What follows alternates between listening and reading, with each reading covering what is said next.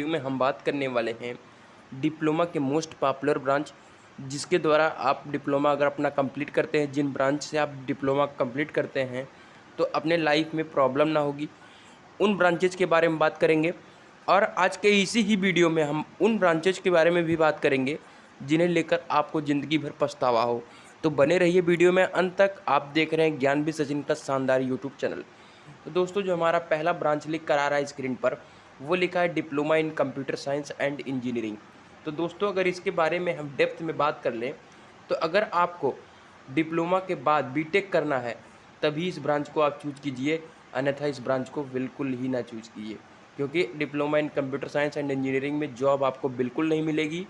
क्योंकि हमारे बहुत सारे फ्रेंड्स हैं जिन्हें जॉब के लिए दो 3 महीने वेट करना पड़ा, देन कहीं ना कहीं से अपना किसी तरीके से अर्न कर रहे हैं, लेकिन हम इसे एवरग्रीन ब्रांच में नहीं ले सकते। Diploma in civil engineering, diploma in civil engineering को हम नंबर 1 पर रखते हैं, क्योंकि ये एवरग्रीन ब्रांच मानी जाती है। सबसे ज़्यादा वैकेंसी गवर्नमेंट जॉब के लिए डिप्लोमा इन सिविल इंजीनियरिंग में ही अवेलेबल है। फर्स्ट अटेम्प्ट में नहीं निकलेगा, सेकंड अटेम्प्ट में नहीं निकलेगा, आपको किसी न किसी टाइम आपका कहीं ना कहीं सिलेक्शन हो जाएगा और आपकी लाइफ सेट हो जाएगी। तो सबसे बेहतरीन ब्रांच हम कहते हैं डिप्लोमा इन सिविल इंजीनियरिंग में। ठीक है फ्रेंड्स, अब हम आगे बढ़ते हैं। जो अगली ब्रांच आपको स्क्रीन पर दिख रही वो है डिप्लोमा इन ऑटोमोबाइल इंजीनियरिंग।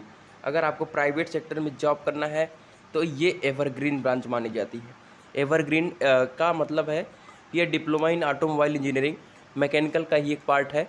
तो अगर आपको ऑटोमोबाइल सेक्टर में काम करना है तो टाटा मोटर्स, मारुति सुजुकी, मतलब दुनिया भर की ब्रांड कंपनियां हैं जहां आपका सिलेक्शन हो सकता है और आप बेहतरीन अर्निंग कर सकते हैं वहां से। चलिए ठीक है दोस्तों, आगे हम बात करते हैं diploma in electronics and communication. तो जैसे मैंने अपने डिप्लोमा इन कंप्यूटर साइंस के बारे में बताया, उसी तरीके से diploma in electronics and communication भी है। तो अगर आपको बीटेक करना है इसके बाद तो diploma in electronics and communication branch आप चूज कीजिए, अन्यथा इसे आप ना चूज कीजिए, क्योंकि आपको आफ्टर डिप्लोमा थोड़ी सी प्रॉब्लम हो सकती है, कि आप बहुत ज़्यादा ही प्रॉब्लम हो सकती है जॉब ढूंढने में। ठीक है दोस्तों, क्योंकि संख्या बहुत ज़्यादा है बच्चों की, जिससे हमें बहुत कम मात्रा में हमें जॉब प्रोवाइड हो पा रही है। अगली जो ब्रांच है वो है डिप्लोमा इन इलेक्ट्रिकल इंजीनियरिंग। ठीक है दोस्तों, तो डिप्लोमा इन इलेक्ट्रिकल इंजीनियरिंग को हम दूसरे नंबर पर रखते हैं। गवर्नमेंट जॉब और प्राइवेट जॉब दोनों भी यहाँ भर भर के हैं, गवर्नमेंट भी और प्राइवेट भी।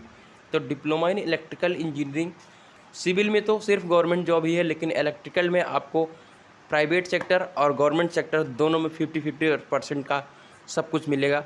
तो आप डिप्लोमा इन इलेक्ट्रिकल इंजीनियरिंग भी चूज कर सकते हैं। ठीक है फ्रेंड्स, अब आगे बढ़ते हैं। Diploma in interior decoration, diploma in fashion engineering, diploma in ceramic engineering, diploma in art and craft, तो इन सब ब्रांच को आप बिल्कुल ना चूज कीजिए। ठीक है फ्रेंड्स, अगर आपको आफ्टर 3 इयर्स बेहतरीन अर्निंग करनी है तो इन सब ब्रांचेज को ना चूज कीजिए। जो आपको स्क्रीन पर लिख के आ रहा है डिप्लोमा इन मैकेनिकल इंजीनियरिंग, कहते हैं कि डिप्लोमा की एवरग्रीन ब्रांच मानी जाती है डिप्लोमा इन मैकेनिकल इंजीनियरिंग, और ये ब्रांच सबसे टफ ब्रांच है।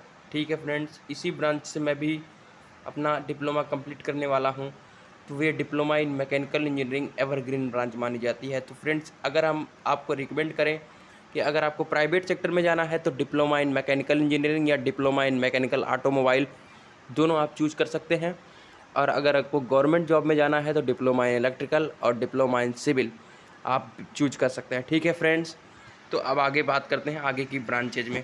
डिप्लोमा इन केमिकल इंजीनियरिंग, कुछ स्कोप है हद तक, बहुत ज़्यादा स्कोप नहीं कहेंगे, लेकिन डिप्लोमा इन केमिकल इंजीनियरिंग अगर आपका इंटरेस्ट है तो इसे आप चूज कर सकते हैं। आगे है diploma in instrumentation and control engineering, बिल्कुल आपको नहीं चूज करना है। डिप्लोमा इन आईटी इंजीनियरिंग, जैसे सीएस है, जैसे इलेक्ट्रॉनिक्स एंड कम्युनिकेशन है, वैसे ही डिप्लोमा इन आईटी इंजीनियरिंग है। तो अगर आपको बीटेक करना है तो diploma in IT engineering choose कीजिए, अन्यथा इसे आप 3 इयर्स डिप्लोमा के बाद जॉब के प्रोस्पेक्टिव से मत चूज कीजिए। आगे बात करते हैं diploma electronics and telecommunication engineering, same condition वही है, इलेक्ट्रॉनिक्स एंड कम्युनिकेशन का छोटा पार्ट है telecommunication engineering. Diploma in aeronautical engineering, diploma in petroleum engineering, diploma in aerospace engineering, diploma in mining engineering, diploma in automobile engineering.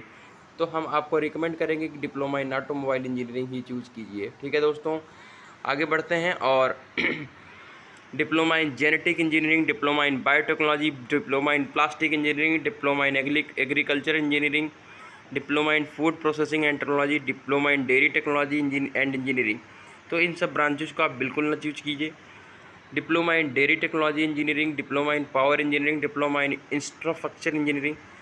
अब हमारी जो core branch है वो है डिप्लोमा इन प्रोडक्शन इंजीनियरिंग। बेहतरीन ब्रांच है दोस्तों। जैसे मैकेनिकल का हमारा 2 पार्ट होता है, वो होता है ऑटोमोबाइल और प्रोडक्शन। 2 पार्ट तो नहीं कहेंगे, मेजर पार्ट है ये। तो अधिकतर ब्रांचेज यही होती हैं। तो बहुत ही अच्छी ब्रांच है diploma in production engineering. Diploma in metallurgy engineering, diploma in motor sports engineering, environmental textile.